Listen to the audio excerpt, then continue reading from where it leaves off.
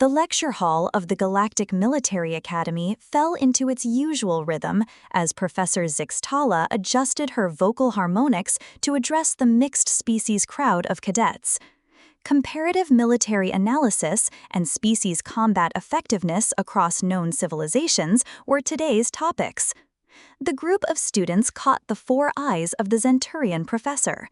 Proud Valkyrie warriors with their chitinous exoskeletons gleaming under the artificial lights.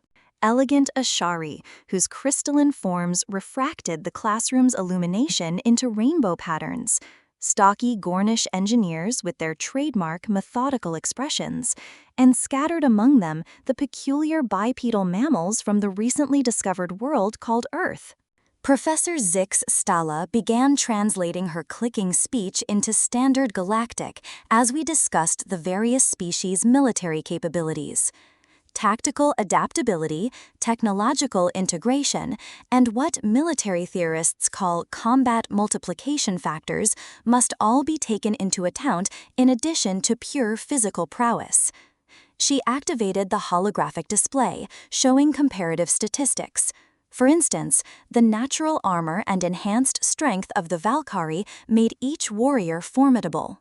Their kill-to-casualty ratio in standard engagements averages 3.2, 1.2 to 1. With pride, a few Valkyrie cadets chimed in. The Axery achieved ratios of 4 when they used their crystalline physiology for advanced electromagnetic warfare, 1 to 1 in technological conflicts. Harmonically content, the crystal beings hummed. Gornish engineering corps, while not primarily combat-focused, maintain impressive defensive ratios of 2.8 to 1 through superior fortification techniques. The cadets, corresponding to each statistic, respectfully murmured as the professor continued through the various species. After only 3 years of first contact, the human students, just recently admitted to the academy, quietly listened and took notes with their primitive sus. A diminutive female human then extended her hand from the back of the hallway. One of the academy's newest additions, Cadet Sarah Chun, is the focus of Professor Zixtal's attention. Cadet Chun, yes. Professor, I noticed that your comparative analysis did not include any mention of humans. What is a single Earth Marine's kill rate? The class stopped talking. Professor Zixa's mandibles clicked nervously.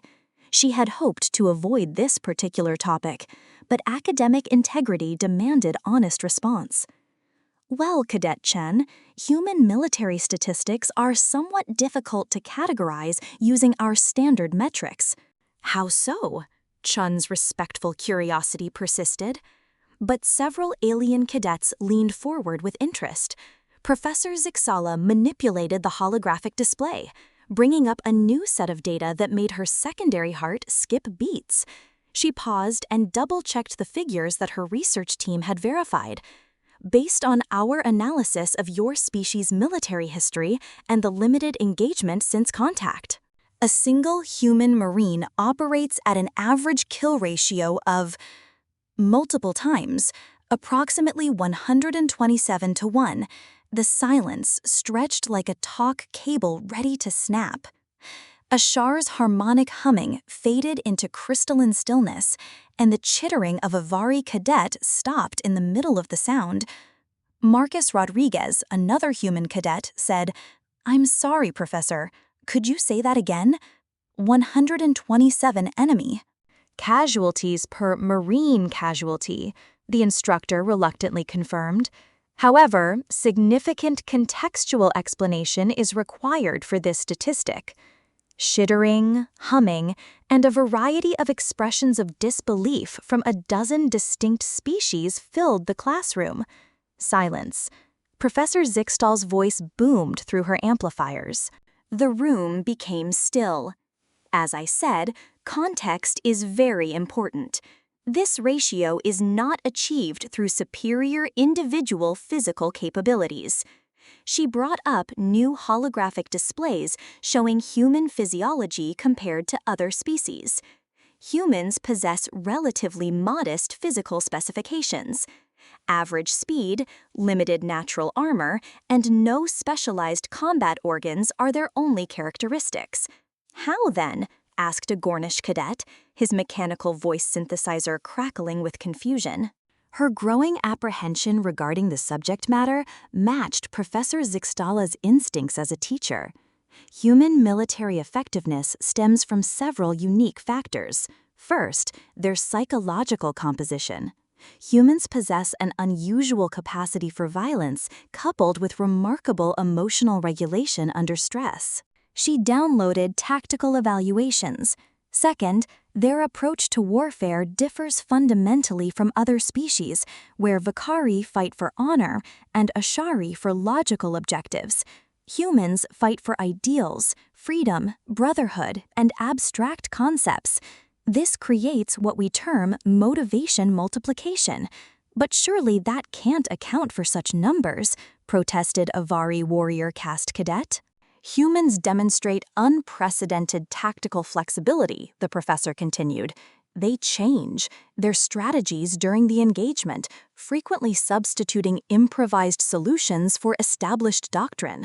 Our combat predictive models consistently fail when analyzing human tactical decisions because they operate outside conventional military logic. Cadet Chen extended her hand once more. Professor, are you saying we're unpredictable?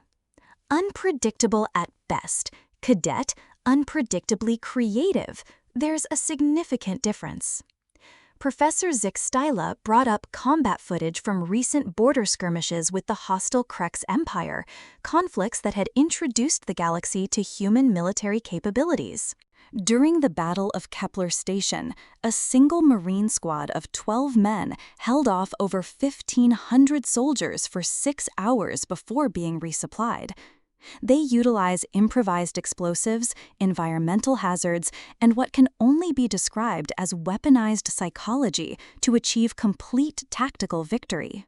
The footage showed humans achieving the terror impossible through sheer determination and inventive violence, as the room watched in stunned silence. But perhaps most importantly, Professor Zixtala carried on, her tone changing to one that was more serious. We have never seen something like this in any other species except humans. When it comes to protecting other people, they have no idea what losses are acceptable. To save even one civilian or fellow soldier, a human Marine will use up all available resources, including their own life. She paused, letting the implications settle. Because of this, tactical situations arise in which individuals become exponentially more dangerous when they are cornered or defending others. They do not negotiate, retreat, or give in when any rational species would know that continuing to resist would be pointless. The silence stretched until Cadet Chun spoke again, her voice quiet but clear. "You make us sound like monsters, Professor." Professor Zix's 4 eyes met the humans too. On the contrary, Cadet June, we've studied hundreds of species across the galaxy. What makes humans terrifying in combat is the same thing that makes them remarkable allies. You fight not because you enjoy violence, but because you cannot tolerate injustice. That combination, tactical brilliance paired with moral conviction, is something the galaxy has never seen before. She had a new understanding as she looked around the diverse class of alien cadets, all of whom were staring at the small group of humans. Hence, the unanimous vote of the Galactic Council to ally with Earth rather than attempt conquest despite these statistics. Because a species capable of such ratios in defense of others will make the most loyal friends and the most terrifying enemies. Dozens of unrelated minds in the back row began to process the ramifications, and the lecture hall remained silent. As if she had just learned that her species was the most effective military force known, Cadet Chun simply nodded and resumed taking notes. The study of galactic history was just another assignment for the exam tomorrow. Professor Zixtala came to the realization that perhaps the most frightening thing of all was their casual acceptance of their own lethality.